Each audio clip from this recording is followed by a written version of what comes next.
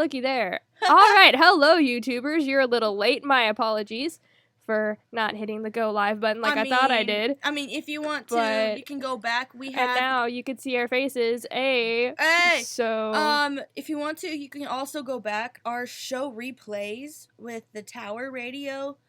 Like, I don't know. When does it? I don't know when it replays, but I can get the schedule from the boss man, and we can post that on Facebook whenever we finish this. Go to the Tower on Facebook for Central Baptist College, and you'll see when our show will replay, and then you can catch up on that awesome first update. But Jess, the first update was just the weather, so you didn't really miss much besides that and the coronavirus. So, I mean, really, you're not missing a ton.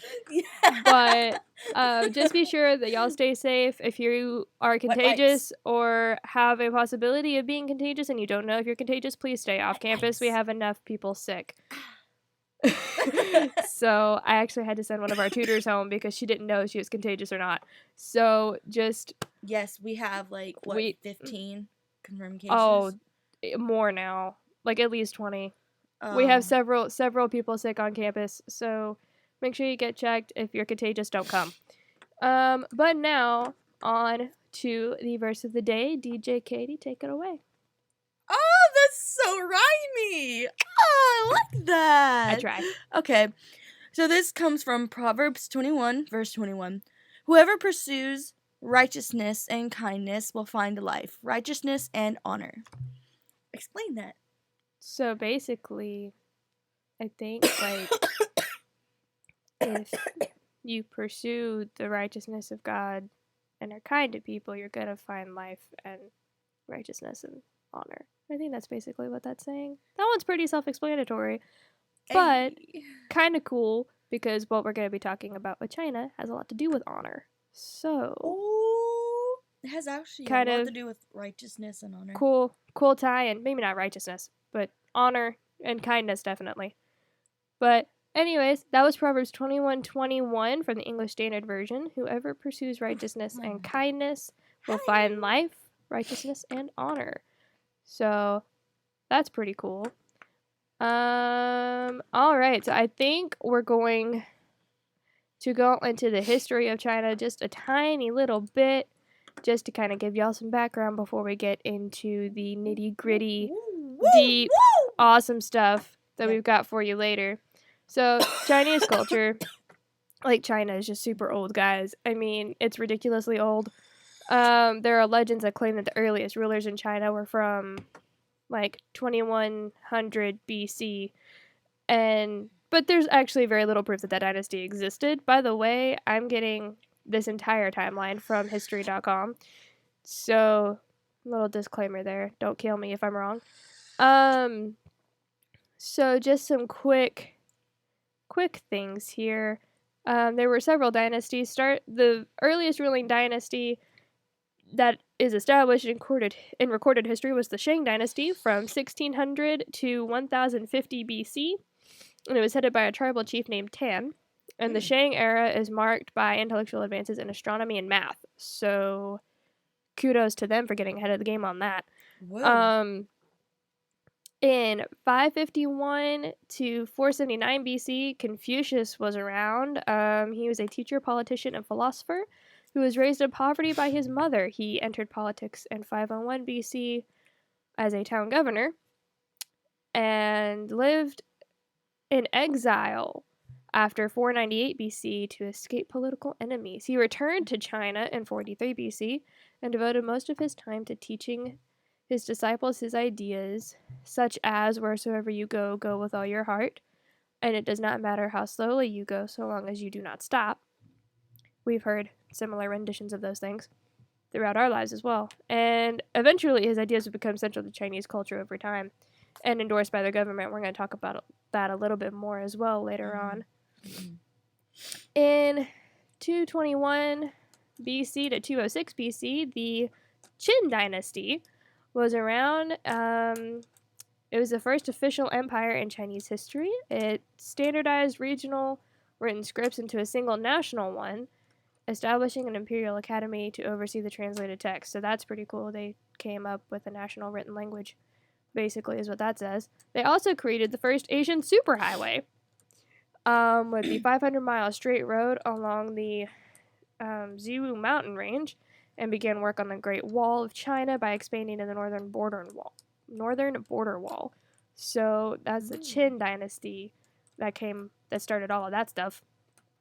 And then one of their emperors, Ying Zheng, crap, it's a lot of words, created an elaborate underground complex.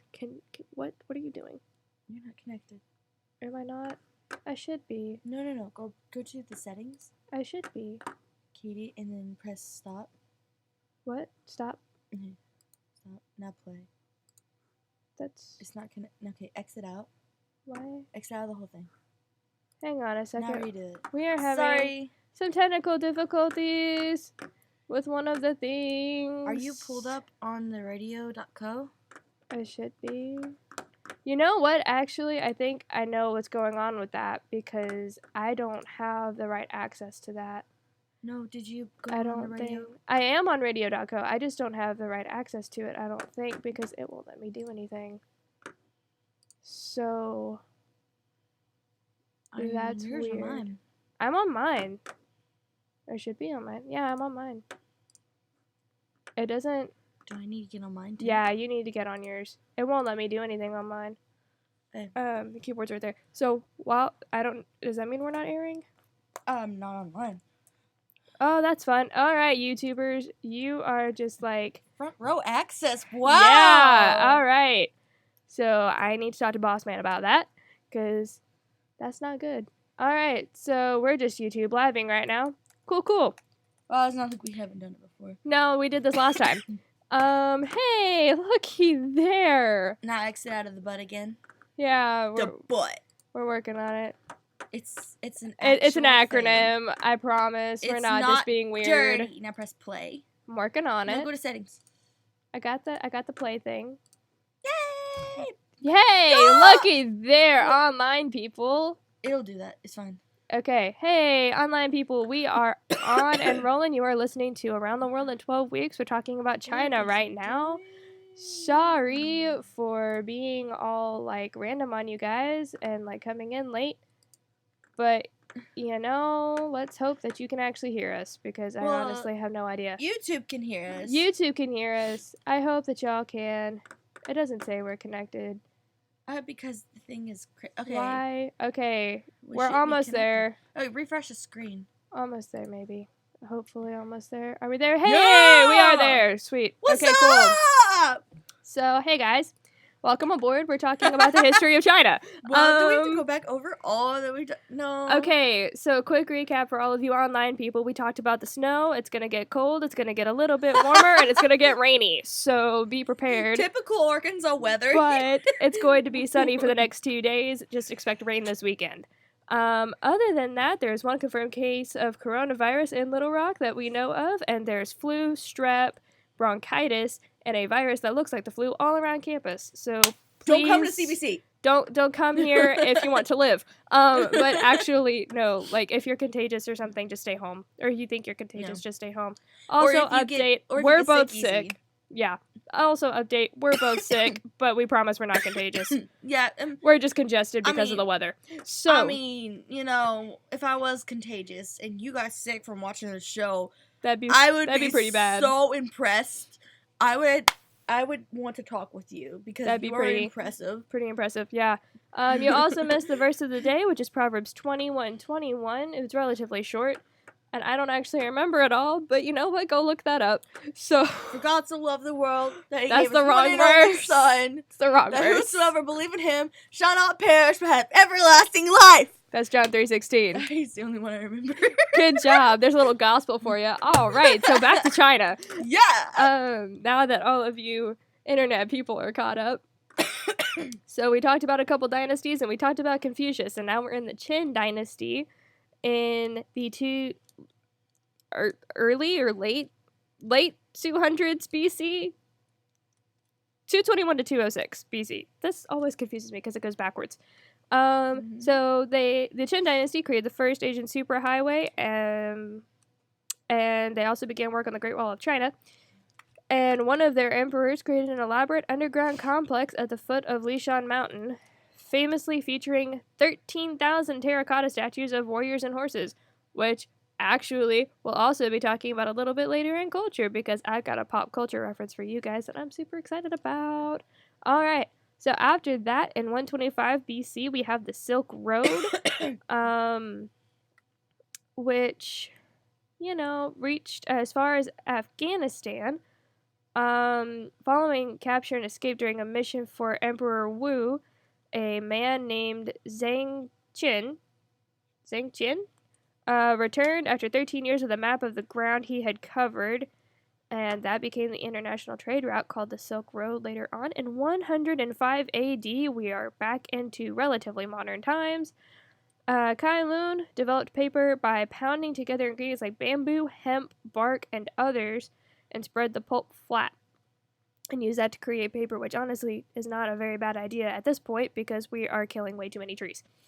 Paper use spread quickly across the empire, and the first Chinese dictionary and the first Chinese history book came soon after the paper was made, I think. Okay, that's cool. In 850 AD, gunpowder was created. Alchemists worked with saltpeter for medicinal purposes, and they mixed it with charcoal and sulfur. The explosive properties that resulted were used in warfare to propel arrows by the Tang Dynasty, as well as for fireworks. So, gunpowdered arrows.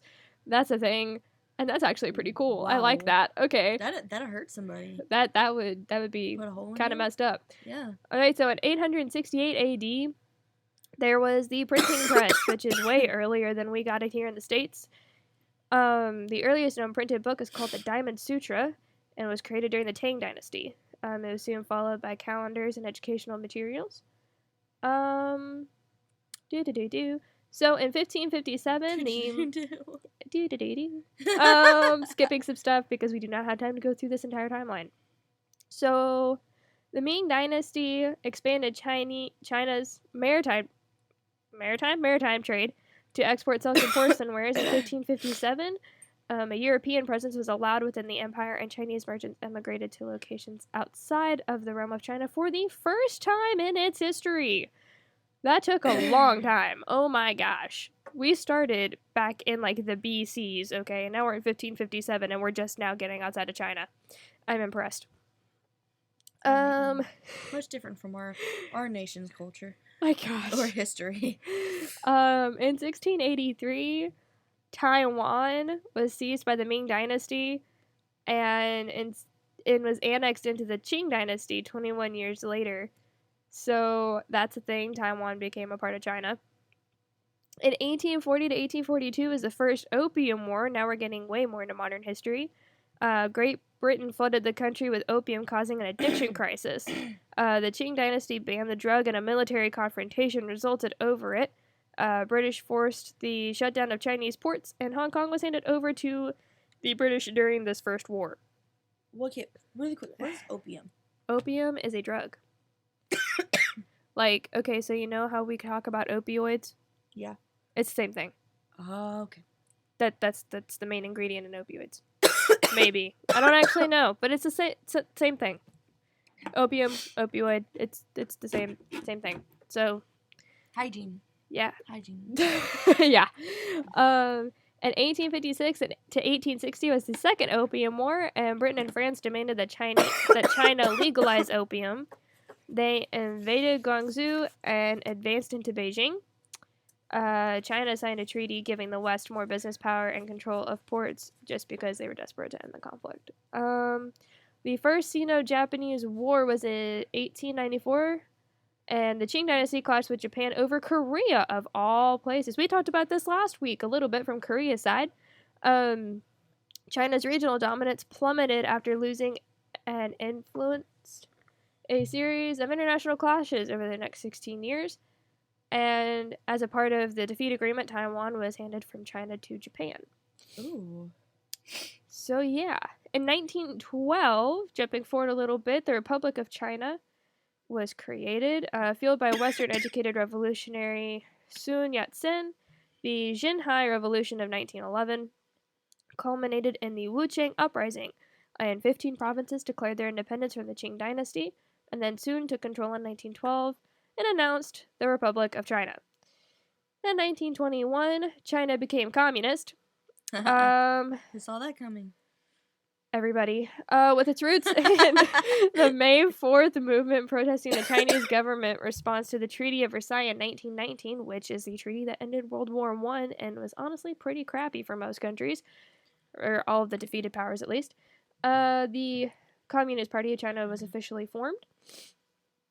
In 1927, millions of executions took place when the Nationalist Party leader Chiang Kai-shek, I knew that name, ordered the massacre of communists, which inadvertently caused the creation of the opposing Communist Red Army, and this is known as the Shanghai Massacre. So, quick note: should he have done that? I have no idea. I don't know much about the Shanghai Massacre except what I just read. So, I did not research this enough for a paper, so I have no idea. No, I mean, like, do you think what he did, like killing those people, caused them to rise up and take over the country? I mean, that's what it said. It inadvertently caused the creation of the Communist Red Army. But the communists were already ruling by the time the Shanghai Massacre happened. So how did he kill all those people? I don't know. He ordered the massacre of the communists. How could he just order them if he's not the leader of the country? He was the Nationalist Party leader. He ordered the Nationalist Party to murder the communists.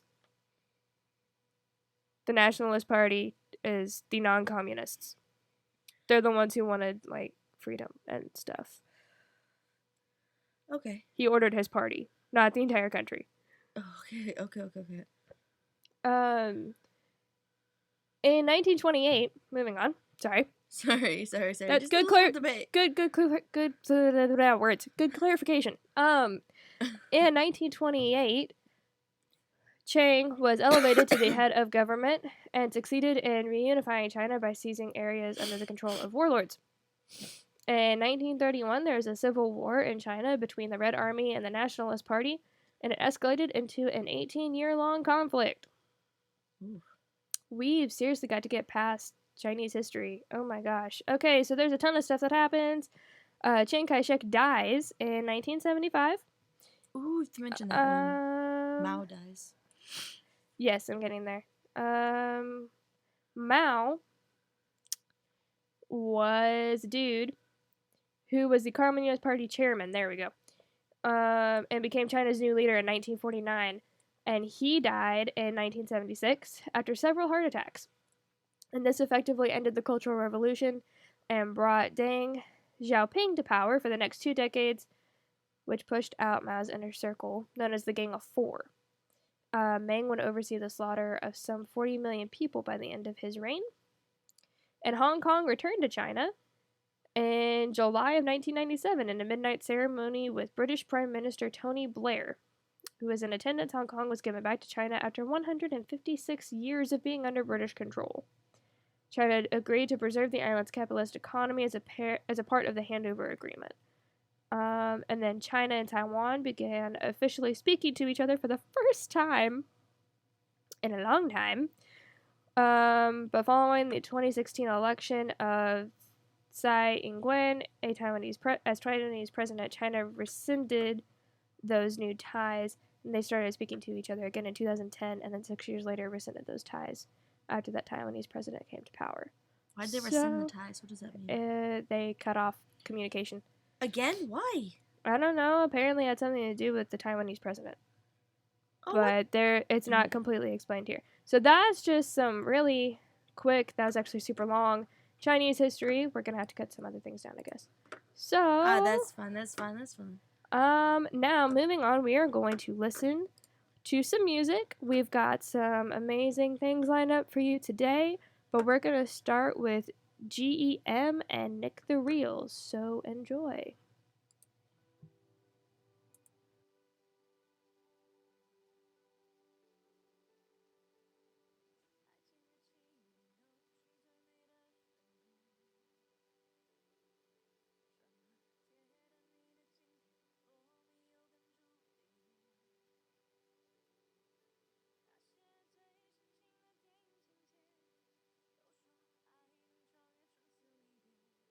曾经我们都很坚决，爱了就不改变。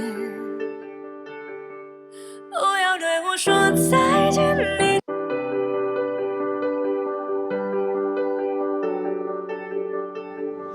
爱情的起点都是最美的瞬间。什么铁达尼的经典，罗密欧跟朱丽叶，那些最深情的电影情节，都说爱能超越生死离别。曾经我们都很坚决，爱了就不改变。不要对我说再见，一句再见就结束这一切。能否不要说再见，你的再见说得那么明确。怎么我和你之间两个世界再也没有交接？如果告别能不能再见？我们的照片记录幸福到永远，只是在幸福的画面只定格在一瞬间。那些慢吞吞没情的音乐，早说过爱过之后就是离别，早该相信那些与我们也没有多特别。不要对我说再见，一句再见让爱变得表面，真的不用说再见，就算再见结局不能改变。就算我和你之间两个世界再也没有交接，不用抱歉，就真的再见。如果有缘我们会再遇见，反正地球本来就很远，就算今天你要走了多远，反正就是一条地平线，反正愿望不一定会实现，反正承诺不一定要兑现，反正睡醒是新的一天。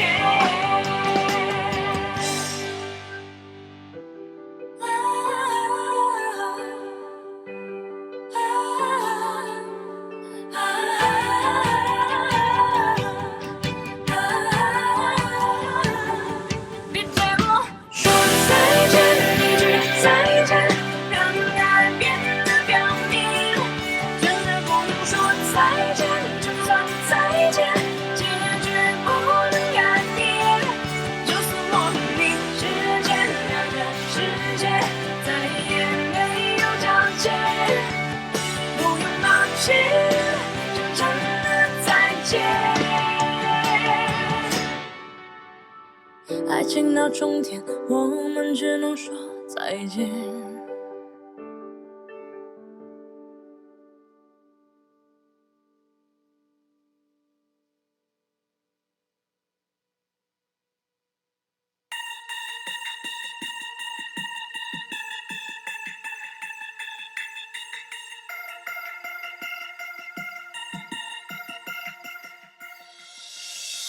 是没要的狗，风在吹着我，感觉超悲哀。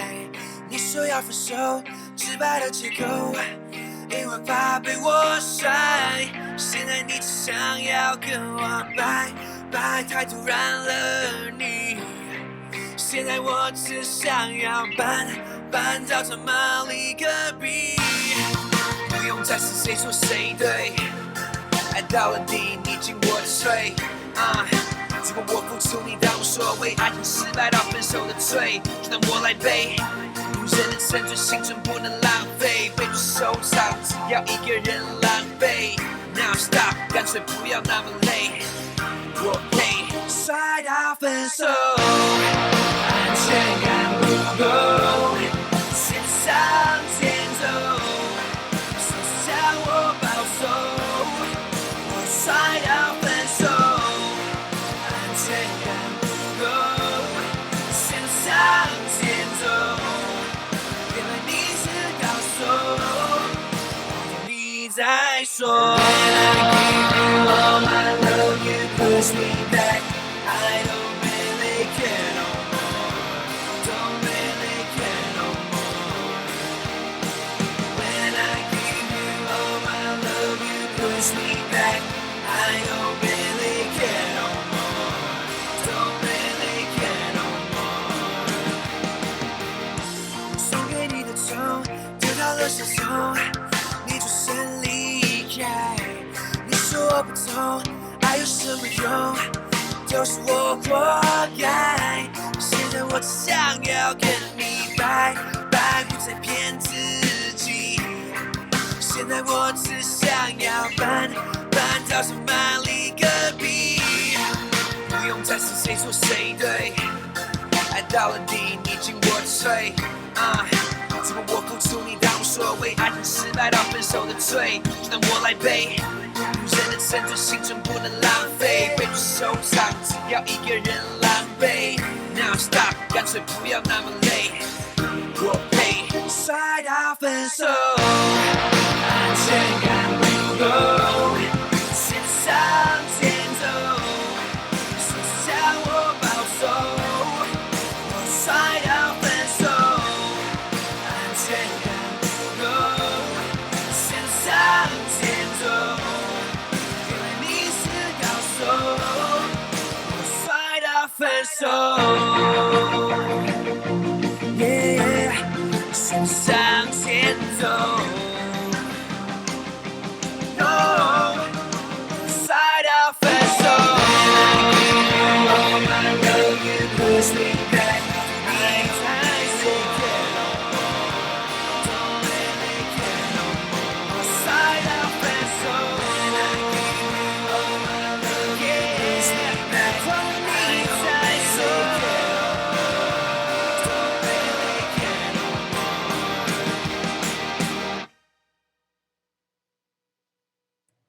And ladies and gentlemen, we are back online. That was Goodbye by GEM and Real by Nick the Real. So we're going to Yeah. talk about them for Can you just hear me? a quick Can you hear second. me? Wait, wait. Can we see each other? I don't.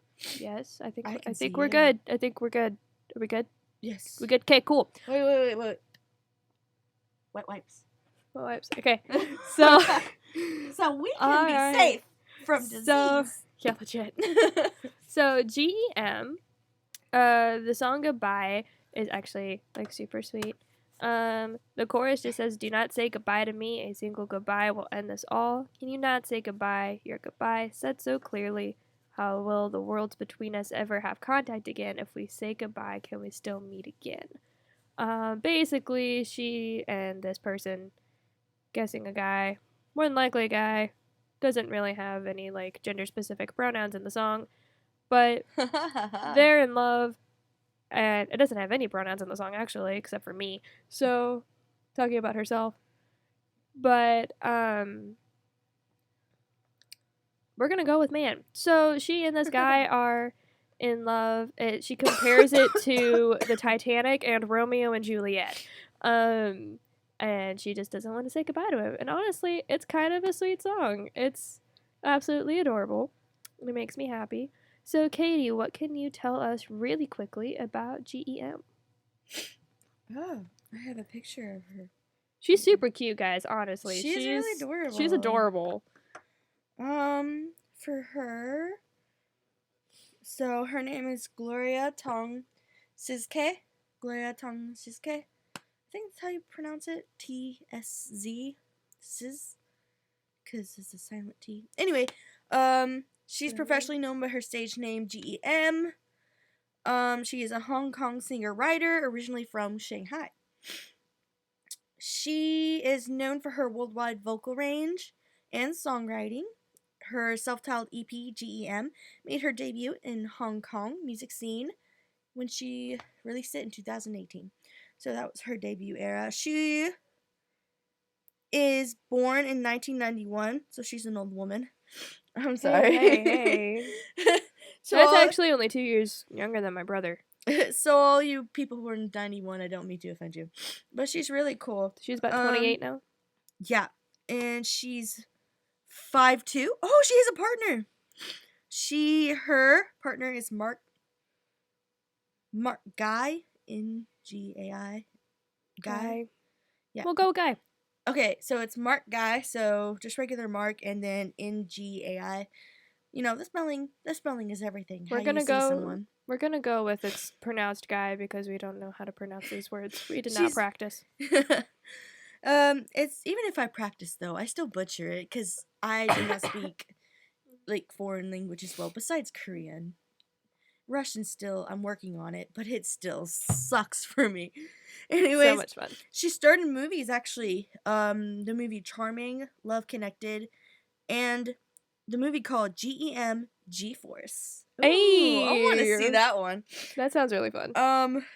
That's what the news I got about her. Also, that person she's dating as well. Give me 1 second. I'm gonna pull up that article. While you pull that up, so GEM has kind of been branded as China's Taylor Swift. That kind of an artist. So she's honestly absolutely amazing. She had to face a lawsuit last year with her label Hummingbird over a debate over her contract and date. They said it was 2022, and she said it was sometime in 2019. That has since been resolved, I assume. I have not specifically looked up the end of that, but she's still going strong, I believe. So I think it's safe to assume that all of that worked out somehow. She also has found fame around China, not just in Hong Kong. She also performed as a guest at NASA's Ames Research Center in California during a ceremony for the Breakthrough Prize Foundation, which recognizes the achievements of top scientists. So that's pretty cool. And she's also very well known for singing in a Chinese television contest called I Am a Singer. So that's part of what she's really well known for, as well as just her amazing singing voice. So,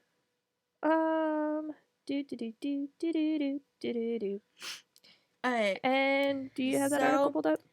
Yeah. Cool. This is I know we already talked about it, but this is talking about oh my gosh, I went brain dead. This is talking about Gloria's boyfriend, or Jem's boyfriend. He is actually her stylist. Drama. Spilling some tea up in here. That's Woo! totally not tea. This is clean tea. For Healthy all- clean tea. For all of you internet-based people, she just knocked over the box of disinfectant wipes. Yeah, I Um, did. It's clean tea. Healthy tea. But anyways, apparently in 2014, Jem was dating she was publicly dating this Taiwanese singer called Yoga Lin. And don't we have a song with him? We do have a song by Yoga Yeah. Lin. We can play him after this. We can definitely pull that up. She was dating him, and it was a public relationship, but she also broke up with him publicly. And it is a very public breakup, as this says. But she also, the picture they have of them together, you know how paparazzis are. Yeah. I think her thighs look beautiful, but she says her thighs look ugly. But they're Well, like, that's sad. yeah, they're like perfect volleyball thighs. And if anyone has ever seen volleyball players, they know that volleyball players have really toned thighs. And it's because their sport demands a toned lower body to help them hit the ball and serve and block and stuff like that, you know? So Well- she's got athlete thighs, is that what you're saying? Well, specifically volleyball, because, you know, legs come up with different shapes and sizes and muscle masses, and the way they are structured with different sports that you play. Basketball players don't have the same leg strength as soccer players. Volleyball players don't have the same leg strength as golf players. It's And golf players don't have the same leg strength as marching band. truth. But they're not a sport. But It is too a sport. Anyways. Yeah, I'm just saying that that's just like, I'm just defining what her legs, like, get a picture in your head what it should look like. And then, like, the And typical volleyball. this is important because she does not like her thighs. Is this correct? Yes. Okay. It's important because you need to understand that's what they look like, and that's why she hates them. Because overseas and really in pop culture, it's having a thin body is everything. But anyways, they have this picture of their relationship probably right before they broke up. And she was Aw, talking. they're holding hands. Yeah, I don't know if you can see They're it. cute. I can. You can see it. Sort of. Not really. But wait. I got it. See, they're holding hands. Her and her thighs aren't that bad. They're holding look hands great. and they're walking down the street, and it's adorable. Yeah, she looks beautiful. I love her hair too. Anyways, that is, and she says she hates that picture, and it's probably why she's so grumpy because they're about to break up. Anyways, I mean, I would hate it if I had a famous picture of my ex too, honestly. So anyways, it talks about how cute in a lot of Instagram pictures that Jem and Guy are together, and it also shows many pictures, some of them in like wedding outfits, and it's so cute. But it says that they're very happy that they get to know her boyfriend better and get to know that because now they're Instagram official. Yay! So now she has it on her bio, and she has a link to him on her bio and stuff like that. So it's really cool. The other artist that you listened to earlier is called Nick the Real. His real name is Nick Chu. And the song that you listened to was called Real. It's basically, he was talking about how the girl that he was with just kind of blew him off, and he just wanted her to be real with him, and she was apparently playing a lot of games, and he just kind of ended it with, I don't really care. So, good for him. Yeah. It said, I'm too handsome till we broke up. Haha. I wish I had so, that in my breakup. According to this song, it says, I'm too handsome till we broke up. You chose to side with Will. So apparently, maybe she left him for somebody who was richer. I don't know. He also said that he gave her all. Where to go? When I gave you all my love, you pushed me back. I don't really care no more. Don't really care no more. So good for you, dude, for like picking up the pieces and moving on. But he is not only. It's not just that song. That's one of his newer songs. But his parents were both in the entertainment industry. His first official music appearance was in a collaboration with Jolin Tsai in 2009. And she's actually really cool too. We don't have any of her songs tonight, but she's an amazing artist. He's also, according to this article, a very good-looking pop idol, so he kind of had it easy. Music has always been his passion, and he spent his adolescent years hanging with the hip-hop crowd, freestyling in parks, hosting rap events. He went to LA to study music and Musicians Institute, and he was actually really close to being signed as a member of K-pop member of the K-pop group Super Junior. What? No!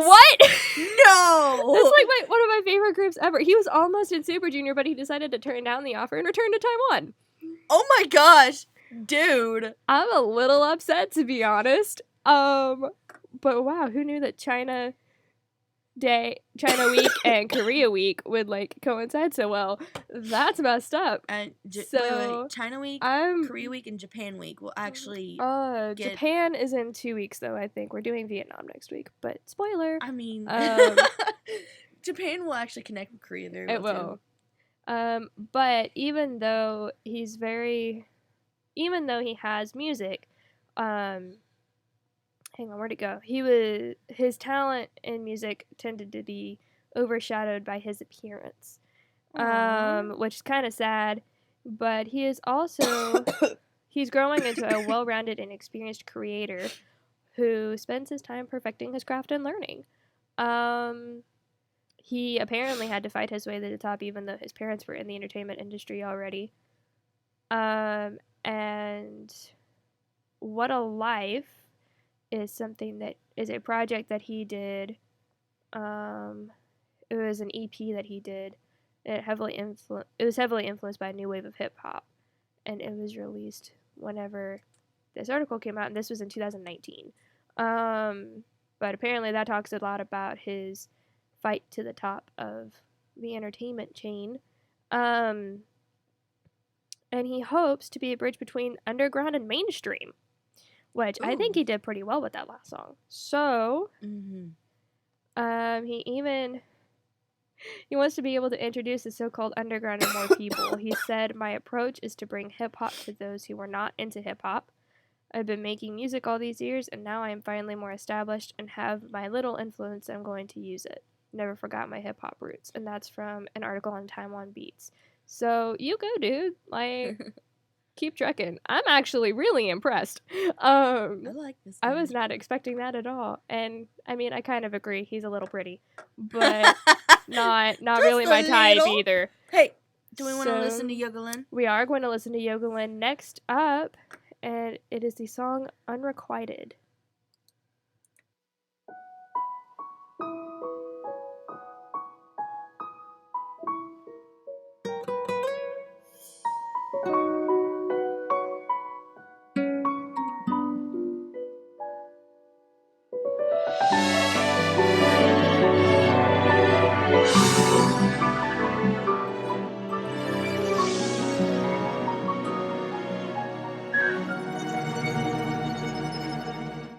多久了，我都没变，爱你这回事，整整6年。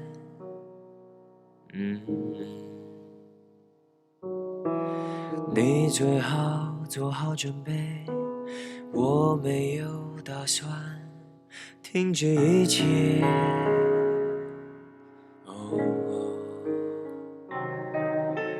想说我没有志愿，也没有事情好消遣，有一个人能去爱，多珍贵。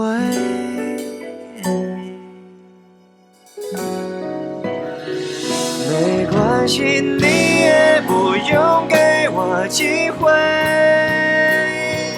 反正我还有一生可以浪费。我就是剩这么一点点倔，撑得像我的优点。没关系，你也不用对我惭愧，也许我根本喜欢被你浪费。随便你今天拼命爱上谁，我都会坦然面对。即使要我跟你再好个10年，无所谓。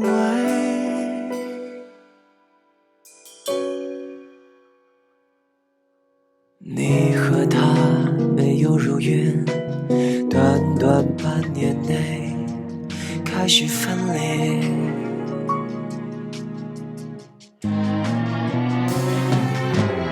我的爱也就没变，连我自己都对我钦佩。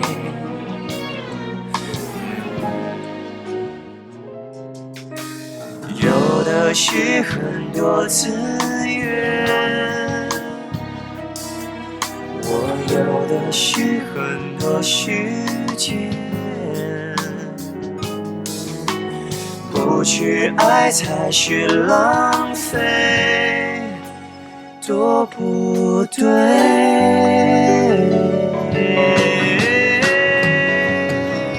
没关系，你也不用给我机会，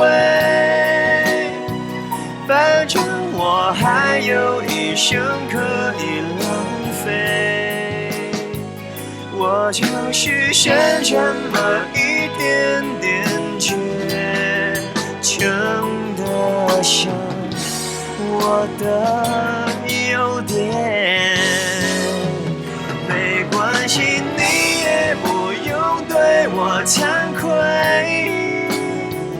也许我根本喜欢被你浪费。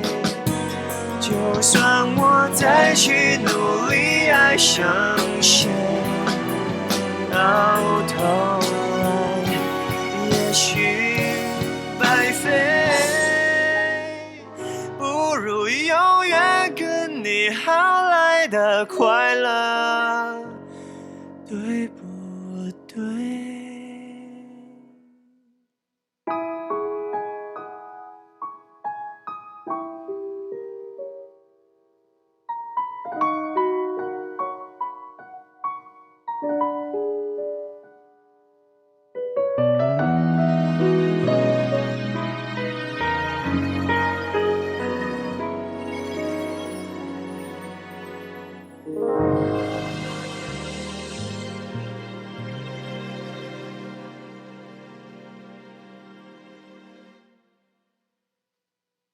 All right, and we are back. That was Unrequited by Yoga Lin, who we talked about just a second ago with GEM.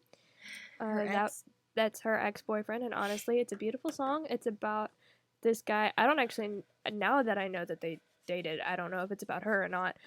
But I don't think it is. But this song is about unrequited love. Basically, he has loved this girl for 6 whole years and is saying that it's worth wasting his life away to continue loving her even if she never loves him back. And honestly, that's just super sweet. Kind of sad, but it's adorable and it's a beautiful song. I love it. So we're going to take a quick detour back into the culture of China. Woo, woo, woo. So China is actually a combination of old world traditions and westernized lifestyle, which, I mean, you can kind of tell even if you don't know anything about China. But a really good pop culture example of this that I mentioned I was going to talk about earlier. Please don't tell me that you, like, wipe that all over yourself and then wipe that on the mouse, because that's just gross. I did. Okay, cool. Sorry. So she just disinfected the mouse while my hand was on it. And I was like, don't tell me that you just rubbed that all over yourself and then rubbed it on the mouse. Hold up. Wait. But anyways, so one really cool pop culture reference of this is a movie from 2006 called Wendy Wu Homecoming Warrior. And it was a Disney movie. Happy? Yes. It was a Disney movie starring Brenda Song, who many of us 90s kids might know better from Sweet Life of Zack and Cody. She was London Tipton, the really ditzy Asian. And she was one of my favorite characters. But yeah, she's amazing. In Wendy Wu Homecoming Warrior, she basically is just an American teenager, wants to be an American teenager. She doesn't really want anything to do with China. But they're celebrating the Moon Festival, which takes place near the end of the year, whenever this random monk shows up named Shen, who tells her that she's the reincarnation of an ancient warrior who is supposed to help defeat this really ancient bad dude who comes to life every however many years. I think it was I think her grandma fought the dude, the bad dude, before she did. So like every 60 years or something like that. It was during the Moon Festival, also known as like the Moon Cake Festival, because they use moon cakes to celebrate. But it's celebrating the end of a Lunar New Year, I believe. And so it's about how she has to come to terms with her Chinese culture, and all while trying to become homecoming queen. So it's actually a really good movie, but it does a really good job of combining Chinese culture from old world traditions and westernized lifestyle. China has about 56 ethnic groups, and 92% of that is Han Chinese. The other 55 groups make up the remaining 8%. So they're not just like no. Chinese. The majority are, but no, in total, no. So the official language is Mandarin, but there are hundreds of Chinese dialects across the country. Oh, that's complicated. Yeah. You know, I'm confused by like how many dialects we have in America. And we don't have nearly that many. But just because it's a minority language doesn't mean it's a dialect. There are actually several different minority languages as well. The three major religions are Confucianism, Buddhism, and Taoism, and they have all greatly influenced the culture as well. There's also really cool fact, Peking duck. A lot of Ooh. us know that from Chinese restaurants.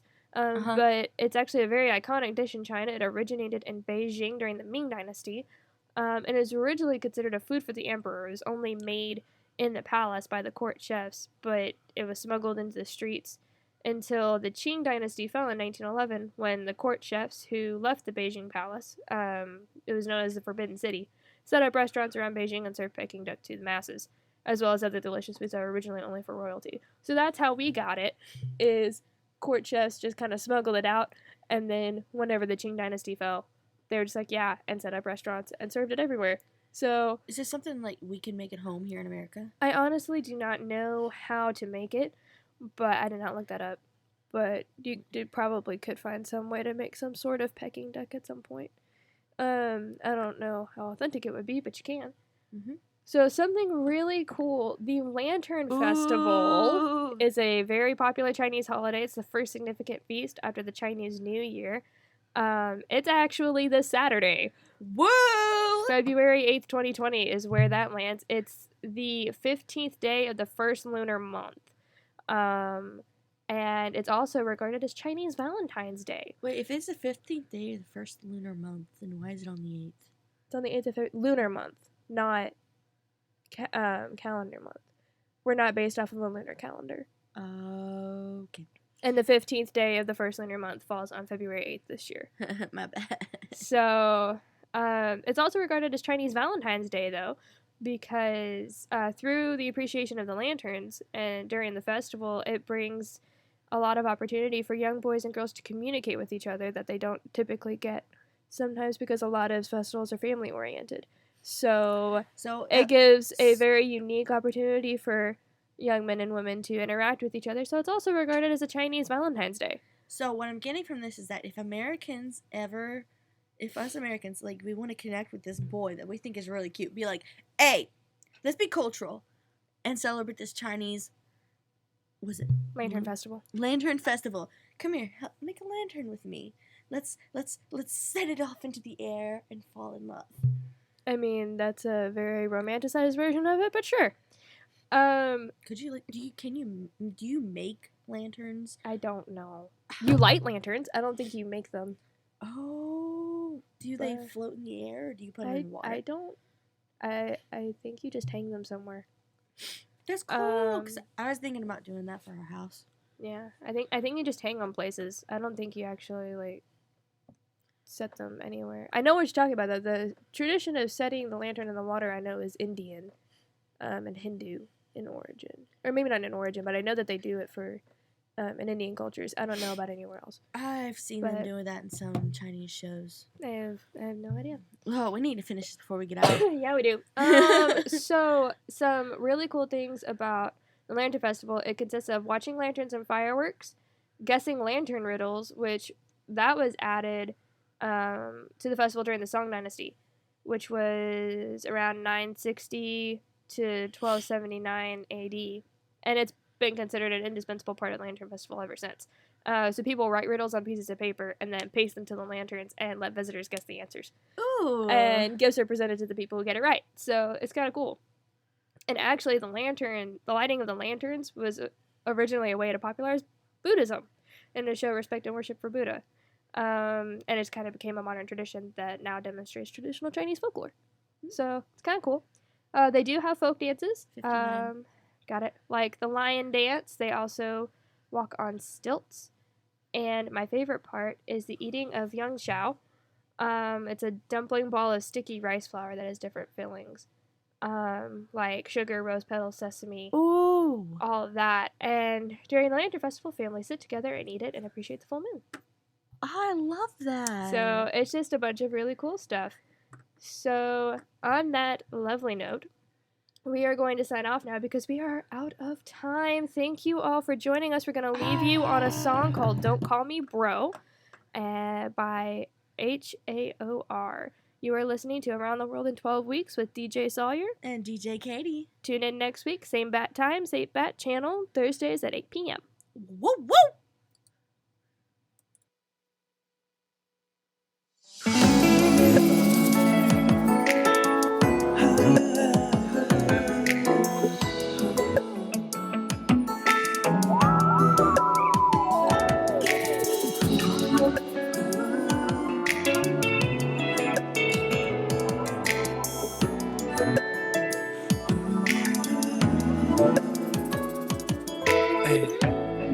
你跟他的马拉